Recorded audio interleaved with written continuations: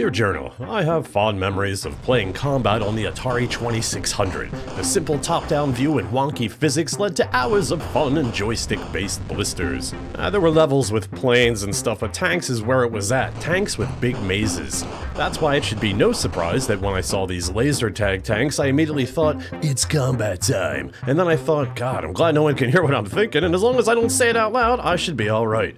I glued my first-person view cameras unprofessionally onto the turrets and then threw some crap on the ground for an impromptu course and battled my son, where I learned a few things about laser battle tanks. 1. First-person view only is a lot harder than top-down view and kills the ability to see which way your turret is facing in relation to the front of your tank. 2. Regardless of where we started, in the end we would just run into each other and spam the weapons. 3. Unlike their big brothers, these tanks are very light, but have just enough juice for inclines. Something that really grinds my gears is the gear grinding. I'm sideways! Ooh, that can't be good. I spent more time than I cared to admit whipping up a tank combat arena in my basement using all the warp scrap wood I could find in my shed. And as you can see, there are little hints of an Atari combat maze, with most of the walls being tall enough to hide completely from your opponent. There are a handful of areas where the wall is short enough to shoot over but not drive over, and a central elevated platform because, why not? The whole thing is part arena, part linear course, as there are 2 ways to win laser battle tanks. Reduce your enemy's full hit points to 0, or make it all the way to your opponent's starting point and capture their flag. As you can see here, the starting area is actually 2 lanes where you can try your hand at the seesaw, which is possibly one of the silliest things to associate with tanks, but here it can give you a height advantage, or will it expose you to danger? My son and I will be sitting over here with our backs to the course, using only first-person view to battle.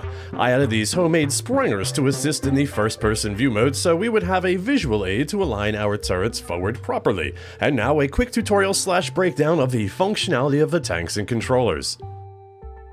An important thing to note about these tanks is that this is where the actual weapon fire comes from. It says on the box that the turret moves up and down, and indeed it does, just not via the controller. So there's a little LED here that lights up, but otherwise that's where you're shooting from and that's where you're aiming at. There are 3 weapons. There's a machine gun. I've taped off useless buttons. The machine gun does 1/4 hit point damage. You have 4 hit points, so nobody's ever going to use that. And there's also a missile and a cannon. They do the exact same amount of damage, however, I've glued off the whichever one the right shoulder is because it makes this long sound effect before applying the damage, whereas left shoulder, as soon as you press it, if you're lined up, that applies the damage. So there's no reason to use any of the other weapons. Right turret, left turret over there. And that is pretty much it. If you get, I think it's 3 hit points, if you only have 1, at a certain amount of damage, your turret does not move anymore. So hopefully if that happens, you will be facing forward. Yes, I know, terribly boring, but terribly important as well. Super Laser Battle Tanks, commence!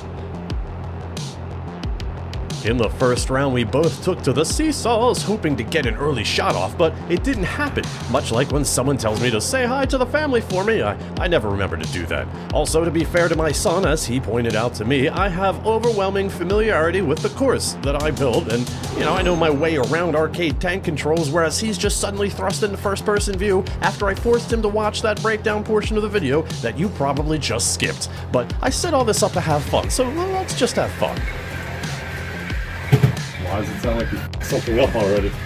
Oh, you're on. Alright, my bad. I'm sorry. Hey, I said I was sorry for my overreaction. It's a good thing I don't believe in karma. Oh, it broke! My track broke. Yeah, I spent a lot of the track budget on comics and whippets, so I was reduced to cardboard there, but I adapted, and I took to the high ground, hiding my sensor and preventing any hits on me here as I escaped to safety while coming up with a new plan. Oh, my son also says I have what he describes as years of experience with stupid made-up games, but guess what, son? All games are made up. Besides, he has the impetuousness of youth that sometimes pays off, as it did here, when my tactical retreat gave him a clear path to my flag. Thus, round 1 goes to him.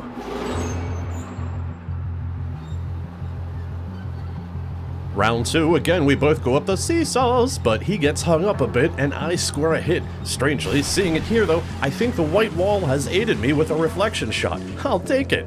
Next, I camped at a low wall for a quick sniper shot, which I did tell him about. And 2 things you should note. 1, I've juiced up the sound effects for this video, and 2, my son's turret is now stuck as per the electronics to simulate battle damage.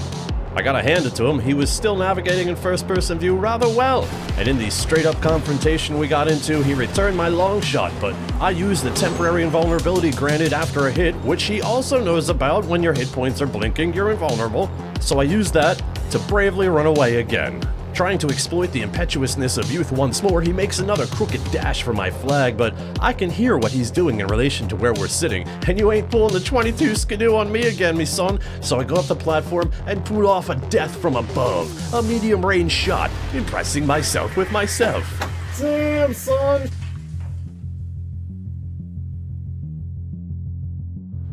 The third round really highlights the difficulties of first-person view-only tank combat.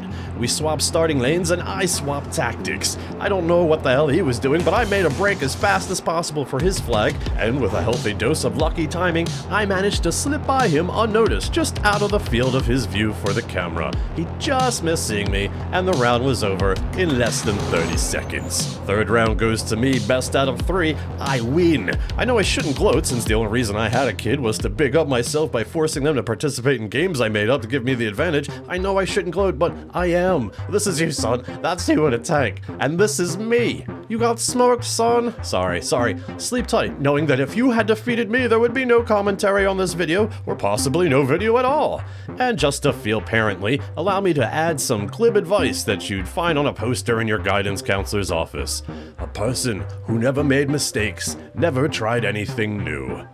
There. Now this has all been a character building exercise, just like it was when I made you clean up the basement when we were done. We did try playing some more, Journal, but it was all detaching treads and grinding gears again. Oh no. I hear where you are. Cap, that's not good. That's not me, that's you. Leading us to name the true enemy to featherweight 1/24 scale laser battle tanks everywhere.